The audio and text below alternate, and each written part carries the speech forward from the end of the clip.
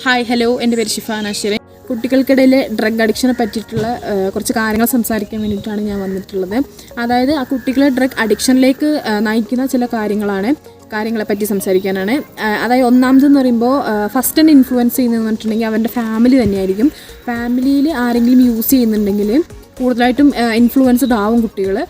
അതായത് അവരെപ്പോഴും മുതിർന്ന ആൾക്കാരെ അനുകരിക്കാനായിരിക്കും എപ്പോഴും ശ്രമിക്കുക. അപ്പോൾ ഫാമിലിയിൽ ആരെങ്കിലും യൂസ് ചെയ്യുന്നുണ്ടെങ്കിൽ എന്തുകൊണ്ട് എനിക്ക് യൂസ് ചെയ്തുകൂടാന്നുള്ള ചിന്ത അവനിൽ വരാൻ കാരണമാക്കും. രണ്ടാമത്തേന്ന് പറയുമ്പോൾ പിയർ പ്രഷറാണ്. അതായത് കൗമാരക്കാരായിട്ടുള്ള കുട്ടികൾ കൂടുതലായിട്ടും അവരുടെ സെയിം ഏജ് ഗ്രൂപ്പിലുള്ള കുട്ടികളുമായിട്ട് ഫ്രണ്ട്ഷിപ്പ് ഉണ്ടാക്കാനായിരിക്കും ശ്രമിക്കുക.